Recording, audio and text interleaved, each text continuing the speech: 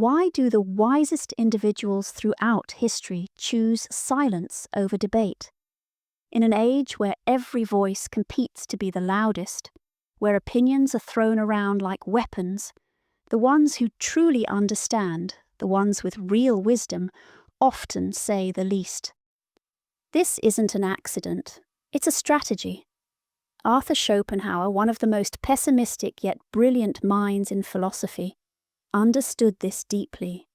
His insights reveal why silence is not just a habit, but a powerful tool, one that protects your energy, safeguards your intellect, and shields you from the futility of pointless arguments. Today, we'll explore why Schopenhauer believed silence is the mark of wisdom, and why, in a world obsessed with talking, knowing when not to speak is the greatest strength of all.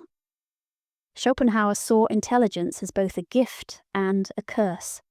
On one hand, it allows a person to see reality with greater clarity, to recognize patterns and to understand the deeper workings of human nature.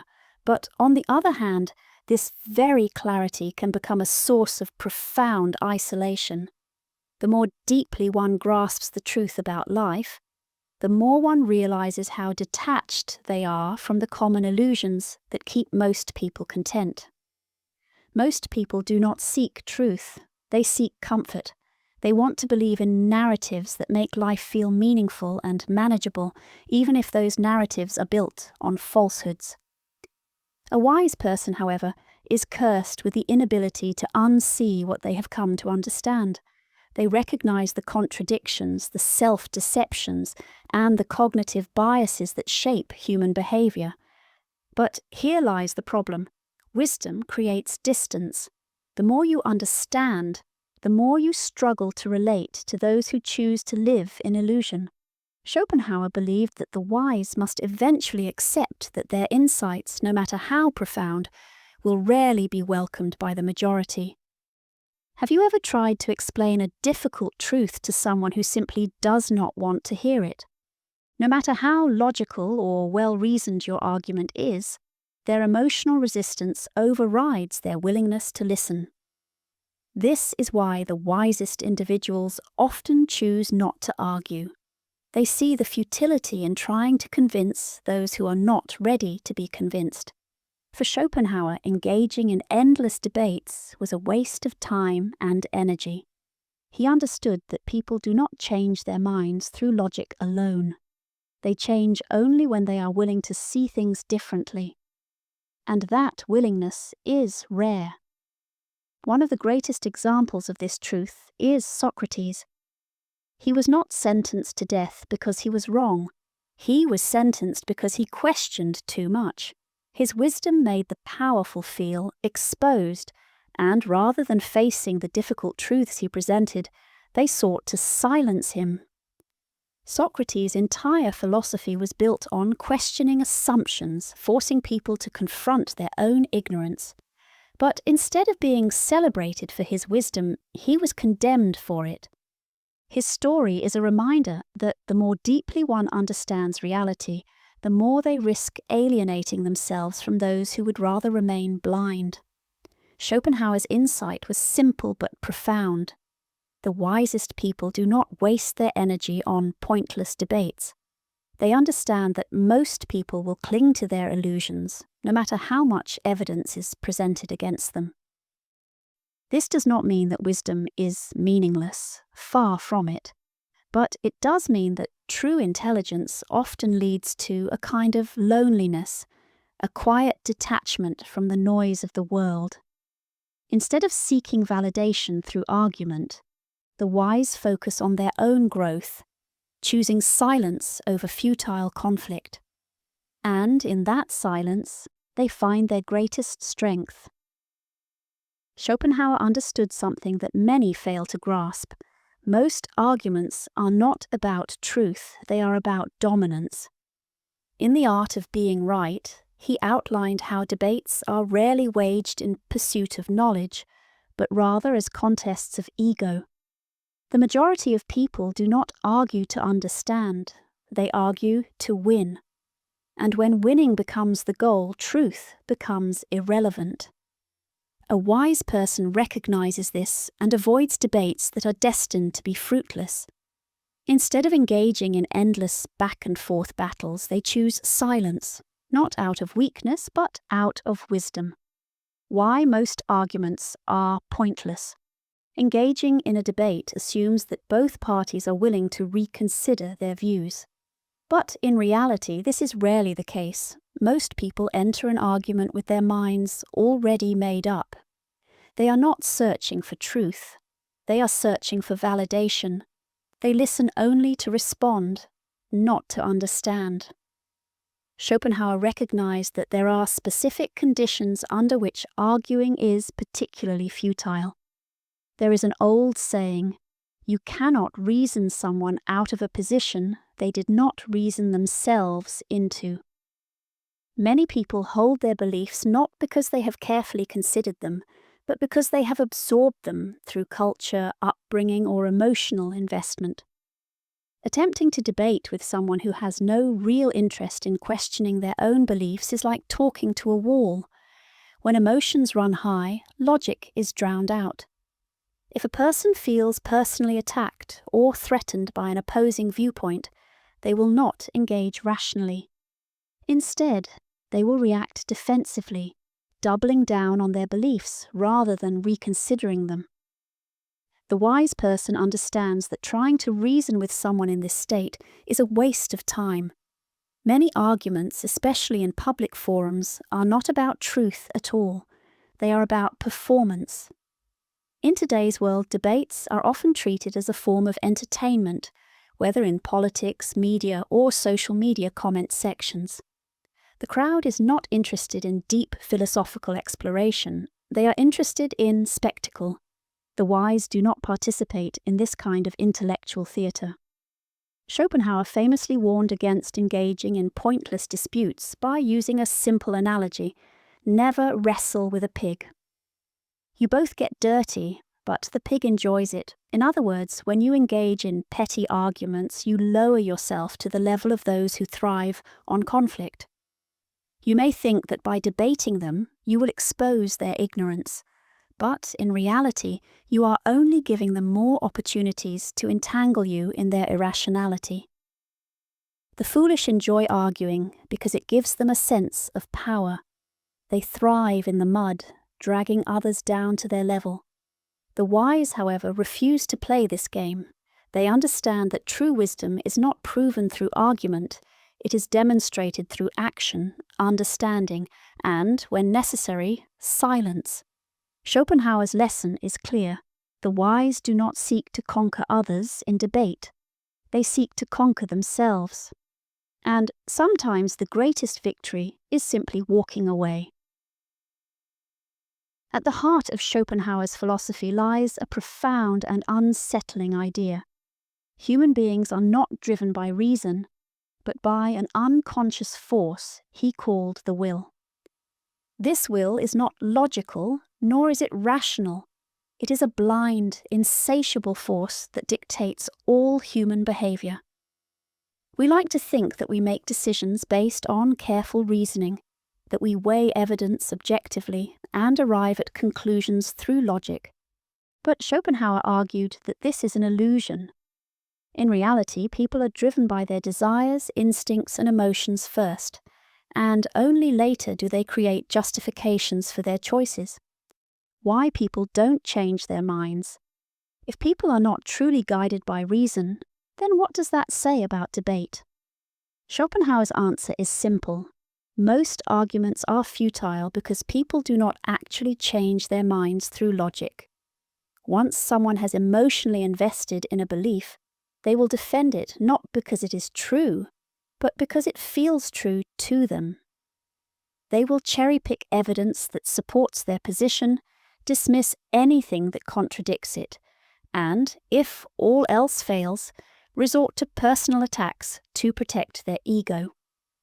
This is why logical arguments often fail, no matter how well-reasoned they may be. The moment a belief becomes tied to identity, it ceases to be a question of truth and becomes a question of self-preservation. Trying to change someone's mind under these circumstances is like trying to push against a locked door. It only causes them to brace against you even harder. The wise understand, observe, and adapt. So, what does a wise person do in a world where people are ruled by their will rather than reason? Schopenhauer believed the answer was strategic detachment.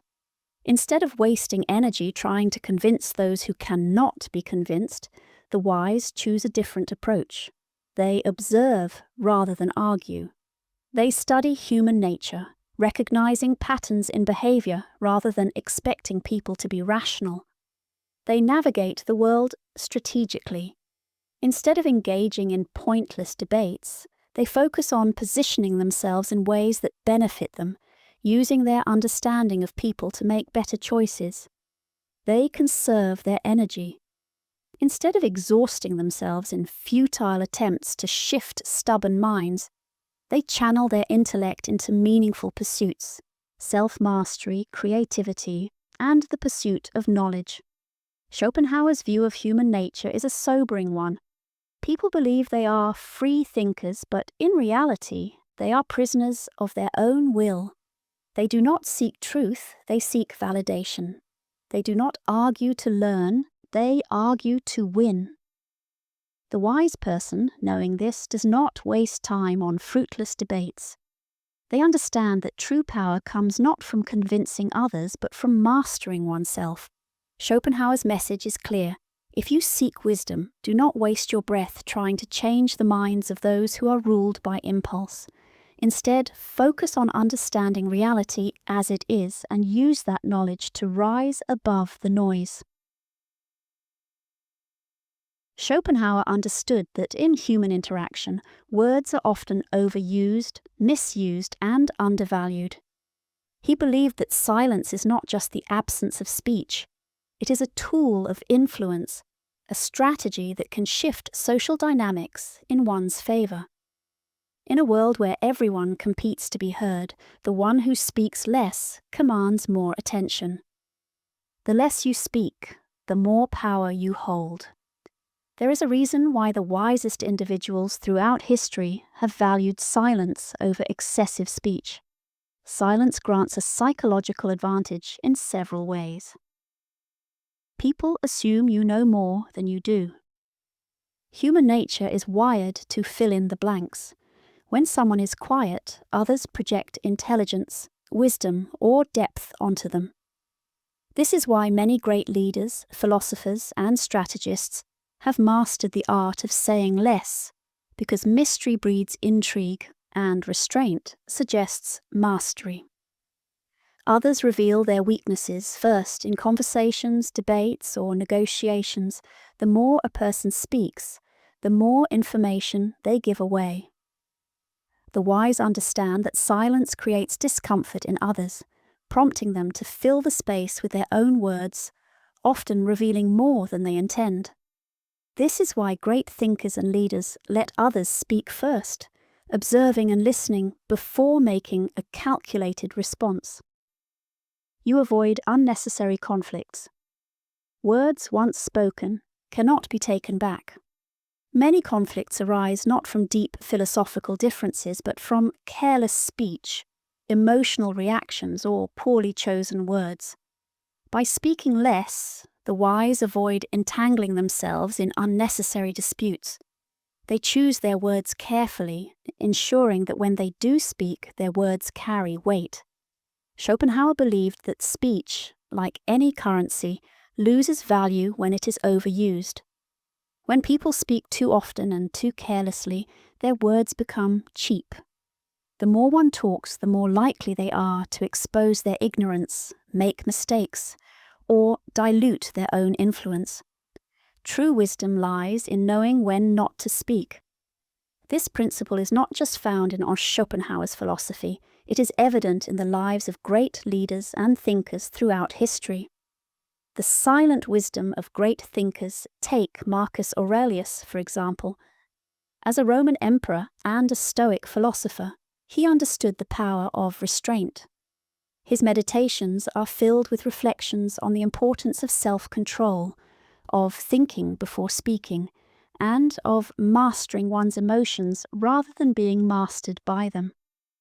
His leadership was defined by measured responses and thoughtful silence rather than impulsive words. Or consider Warren Buffett, one of the most successful investors of all time. He has spoken about the power of listening over talking, of observing rather than reacting, and of thinking deeply before making decisions. His philosophy in business and life is simple. The more you learn, the more you earn. But learning requires listening, not constant talking. Both of these figures exemplify Schopenhauer's insight. Silence is not weakness, it is control. Why the wise prefer silence? In the end, silence is not merely an absence of words. It is a form of power. It allows one to observe more, to understand more, and to influence more effectively. The wise do not waste their breath in meaningless chatter or futile arguments. They know that restraint is strength, that patience is intelligence, and that speaking less often means being heard more. Schopenhauer's lesson is clear. Master your tongue, and you will master your mind. Speak only when necessary, and when you do, let your words be few but powerful. Schopenhauer did not advocate for complete silence, only strategic silence. He understood that words have power, but only when used wisely. Speaking too often or without purpose weakens one's influence, while choosing the right moments to speak strengthens it. The key is knowing when to engage and when to remain silent. When to speak. There are rare moments when breaking silence is not only beneficial, but necessary. According to Schopenhauer, speech should be reserved for situations where it holds real value. When you are with those who value wisdom, a conversation between two people who are genuinely searching for truth is one of the rarest and most valuable interactions in life. In such moments, words are not wasted on ego battles or empty rhetoric. They are tools for understanding. The wise recognize these opportunities and speak openly when they are in the presence of minds that seek knowledge rather than victory. When your words will actually make an impact. Not all speech is futile. There are moments when speaking out can change a situation, when the right words, spoken at the right time, can alter perceptions, solve problems, or prevent harm. Schopenhauer believed that wisdom lies in recognizing these moments and ensuring that when one speaks, it is with intention and clarity. When silence would be mistaken for ignorance, while silence is often a sign of strength, there are times when it can be misinterpreted as weakness or a lack of understanding. In certain situations, particularly when one's credibility or knowledge is questioned, speaking up may be necessary to establish authority or correct misconceptions. However, even in these cases, a few well-chosen words are often more effective than long-winded explanations. Outside of these situations, Schopenhauer believed that silence is almost always the wiser choice. He saw speech as something that should be wielded carefully, like a weapon that, if overused, becomes dull. Silence is the best response when the discussion is driven by ego rather than truth. If the other person is arguing for the sake of winning rather than learning, engagement is pointless. Your words will be twisted or misunderstood. In many cases, people do not listen to understand. They listen to respond. The wise avoid conversations where their words are likely to be taken out of context or used against them. Speaking would invite unnecessary conflict. Sometimes staying silent is not about ignorance, but about self-preservation. Avoiding unnecessary drama, hostility, or manipulation is a skill that the wise cultivate through restraint. Schopenhauer's ultimate lesson is this: words should serve a purpose. If they do not enlighten, persuade, or protect, then they are wasted. Silence is not just the absence of noise, it is a form of control, a way to preserve one's dignity, power, and peace of mind. The wisest individuals throughout history have understood this simple truth. Speak less, listen more, and when you do speak, make sure it truly matters. Schopenhauer lived much of his life in solitude, convinced that true wisdom would always be misunderstood by the masses. He saw the world as irrational, driven by blind impulses rather than reason. And so he withdrew, not out of defeat, but out of understanding. But his silence did not mean inaction. He did not waste his energy on futile debates, nor did he seek validation from those unwilling to listen. Instead, he poured his insights into his writings, leaving behind a body of work that continues to influence thinkers, philosophers, and strategists long after his death. Schopenhauer's life is proof that silence is not a sign of weakness, but of wisdom. The wisest individuals do not stay silent because they have nothing to say. They stay silent because they know when to speak. And when they do, their words echo through time,